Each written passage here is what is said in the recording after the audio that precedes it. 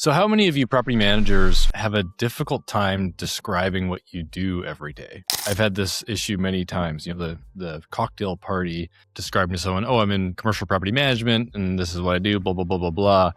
And I can see there's this immense dissonance between what they think I do and what I actually do. On top of that, I could ask 10 property managers what we do and I'd see 10 different answers. And on average, maybe 40% of it is lost or missing. And that's important. And so this video, if nothing else, is to get on the same page. And by the way, if enough people don't get it, then it's not the people's fault. The fault is that property management, the word is itself very vague. Property management. That doesn't mean anything. And the mistake that people make is that property management is one thing. It is a business, it's a property management business. It's one thing. And in reality, it's three things. It's three very different businesses. And so what I'll do right now is dive into those three sectors. So if you think about property management from a first principles standpoint, which a way to think about first principles is imagine you're a Martian and you're really just trying to understand at a high level what commercial real estate's all about. You distill it into these three things. One of them is that it's a financial asset. And so this is the quickest way to say this is it's the numbers. The second is that I'm going to write facilities. Another way to say this is that it's a physical asset. This is what everyone thinks about when they think of property management, is that it is a physical thing. And that's because it's what they see when they drive by. They go, oh, you must hire the landscaper, and there's maybe heating and cooling, and there's snow removal. This is the physical asset. But that's not enough. It's not just a bunch of numbers on a spreadsheet and a physical thing. What are we missing? There are tenants. So these commercial assets, and this is a very unique thing, or they're a living, breathing organism that have tenants that run businesses at these properties. And so that means, when I say living and breathing, I mean there's an office building or a retail plaza. They have these daily cadences to them where people are coming and going, whether it be employees or clients or customers. And it's all underpinned by a lease. So the three circles here are just three very different businesses. In the facilities sphere, you're wearing like an operations hat. And in the tenant sphere, we're often wearing a legal hat, like a lawyer or a paralegal. And so that's really hard to wrap your head around. And it's not what people think when they hear property management. So diving a bit deeper into the three sections, I'll quickly read a few items in each and summarize. So financial management, it's protecting NOI, protecting net operating income. It's the dollars and cents of a property. And so that's budgets and forecasting, rent collection and arrears control, operating costs control, CAM and triple net recoveries, financial reporting to ownership, CapEx planning and return analysis, lease audit and rent escalations, valuation support and hold versus sell strategy. It impacts cash flow, asset value, or investor return. It lives here. The second sphere, facilities management. This is all about protecting the building and extending its useful life. And so this includes preventative maintenance programs, repairs and vendor management, life cycle planning, capital project execution, building systems oversight, compliance, safety, risk mitigation, insurance coordination, sustainability and efficiency initiatives. If it affects the condition, longevity, or risk profile of an asset, it lives here. The third sphere, tenant management. And by the way, sometimes we say lease management. That's an age-old thing in commercial real estate, is that there's three ways to say everything. This is all about occupancy, retention, and revenue stability. Okay? So I'll list them out. Lease coordination and support, tenant onboarding, relationship management, conflict resolution, renewals and expansion negotiations, default management, tenant improvement coordination, market intelligence and feedback to ownership. If it affects occupancy, tenant quality, or revenue continuity, it lives here. So that's property management. Facilities management, financial management, and tenant management, all wrapped together. It makes for an interesting business because there are a few businesses that are like that. You get a physiotherapy office. It's very obviously one business. Most businesses you see are that. And so even from a cultural standpoint, is that the team makeup is very different. You've got your accounting office, you've got your operations office. If you've got a leasing team, you got a leasing office. And so it makes for a unique environment. Now, two very important points, what we are and what we are not. So what we are, in addition to this. So if we were to do these things really well, these three things, that would make us good at our jobs. But we believe to be great, there's actually another element here, which a lot of this is the financial facilities and tenant management. This is a lot of our day-to-day and month-to-month. But commercial real estate's a long-term asset. And so we like to wrap all of this. I'm circling all three circles here. And we call this strategic advisory, or just advisory, which is in essence, how do we stop thinking month to month and how do we think year to year? How do we think in terms of strengths, weaknesses, opportunities, and threats? It's less about maintaining the ship and wondering about where the ship is going in the first place, AKA it's thinking like an owner.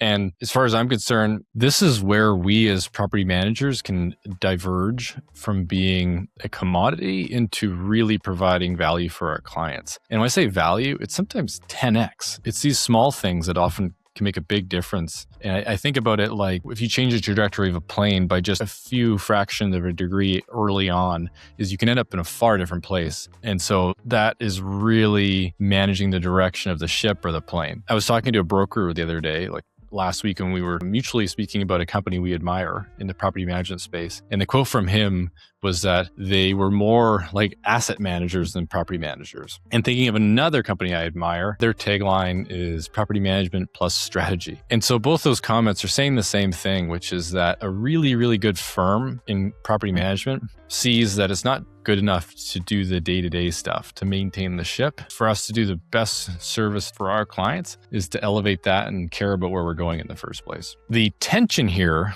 that's kind of unspoken in the industry is that one, the management business is a busy business. And two, this quasi-asset management isn't technically in our management agreement. In other words, it's not something we're paid to do. And so I find there's three kind of avenues here that I see companies fall into. One of them is that they're just too busy and don't even touch this. Two, they talk about it. It says strategy on a lot of their branding. Their name might not be property management, it might be commercial real estate advisors, which I tend to agree with. But if you look at the day-to-day, they do a lot of this off the side of their desk because they're also not getting paid for it. And the third is I've seen glimpses of this, of management companies attempting to charge for it. And I have not seen that being implemented with too much success. And I would say our company fits into category 2. And I'd say the more time we spend, we're putting our strategic advisory hat on, the more impact and value that we will create. And so getting there is a difficult task. In essence, we need to free up time. And freeing up time is getting incredibly efficient in our day-to-day. It's creating systems and processes to build some of these asset management-like tasks into our annual planning and processes. And the third comes down to brand, which is that ultimately over time, we're finding a portfolio to work with properties that give us the capacity and the margin to actually spend time in this category. Because there's a litany of properties out there that do not allow the kind of financial breathing room to spend adequate time wearing this hat. And if you listen to me long enough, all roads lead to Rome. I mention this a lot. This is really a brand issue, which brand allows us to be selective on the properties we do and do not work.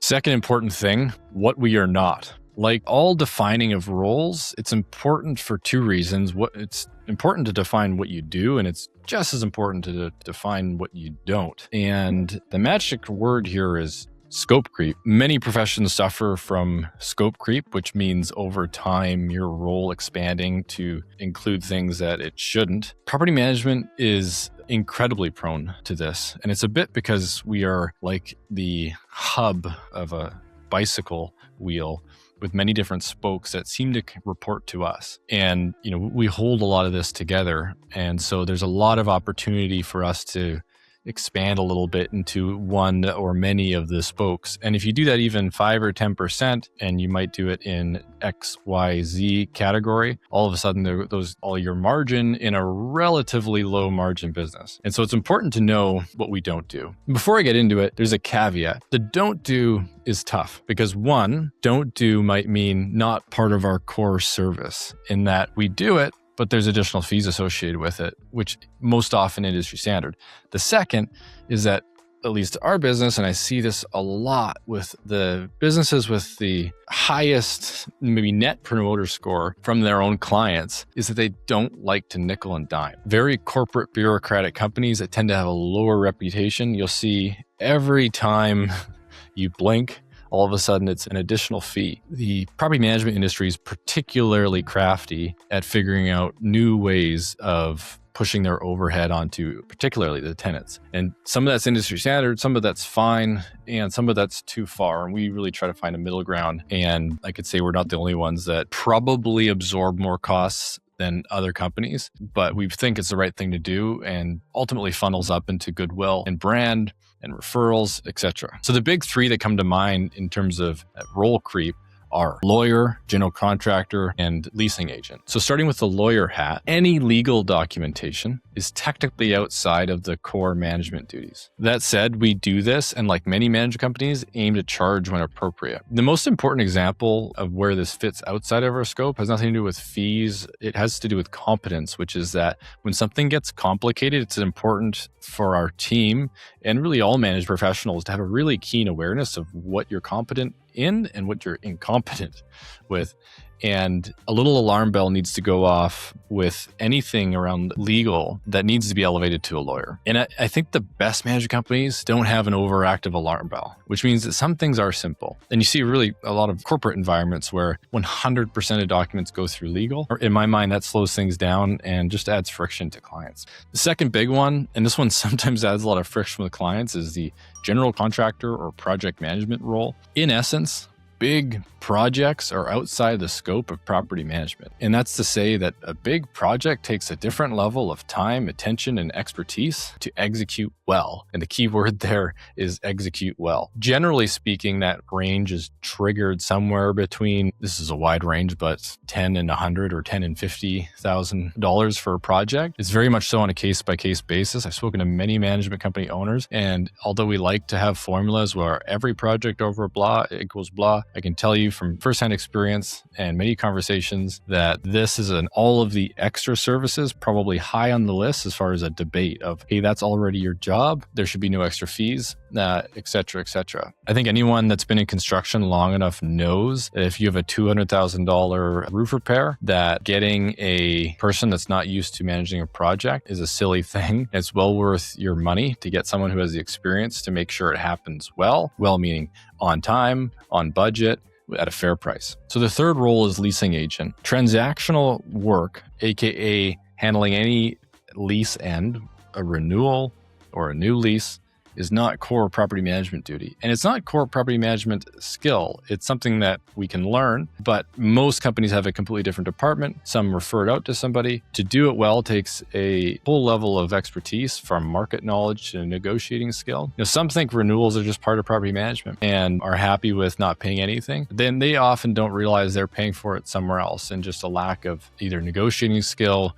or market knowledge or what have you. And so the last point I'll leave you with is that I'm going to really clear this up, because sometimes people get confused with all these roles and who does what. And the best way to think about this is in terms of an org chart. And I'll first say that commercial real estate is a business like any other. That's hard for some people to wrap their head around. Back to me using a physio example or a liquor store, they have an org chart, and commercial real estate has an org chart too. And so if we think about it like that, there is someone in control or a landlord up here, or maybe an asset manager in a larger company, and you've got these different duties. One of these arms here is property management. So it's that, okay? Another one is the couple of these other services that we noted, which is that, okay, from a first principle standpoint, what needs to happen with real estate? Property needs to be managed. Property needs to maybe be built or worked on, or tenant improvements completed. So things need to be built. That's the construction management side or project management. The third thing, you've got transactional services. So the brokerage side of the world, lease renewals, new leases, etc. You've got a legal department. That department's doing all your documentation. And the third thing that's not on here fifth thing would be the corporate accounting side. And so if you're a landlord that manages your own stuff, roughly speaking, your org chart's going to look something like this. For some reason, as soon as things become third party, it gets confusing for everybody. It's funny, the owner operators of the world, the people that own commercial real estate and manage it themselves, this is not a problem because they draw an org chart and then they move forward. But as soon as people start going, hey, we don't want to do this section, let's get a third-party company to do it, or this, maybe they third-party everything out. All of a sudden, everyone gets confused on who's on first and who's on second. And that's a hilarious thing because it's super common in every form of business. A business system called EOS, for example, that's super popular. In essence, coaches businesses and how to run better. Guess what the first thing they do is they say, get the org chart clear. And so my point is that confusion on who's doing what is ubiquitous in business. It's ubiquitous in commercial real estate, and it's ubiquitous in property management, and why this is a good place to start. Anyways,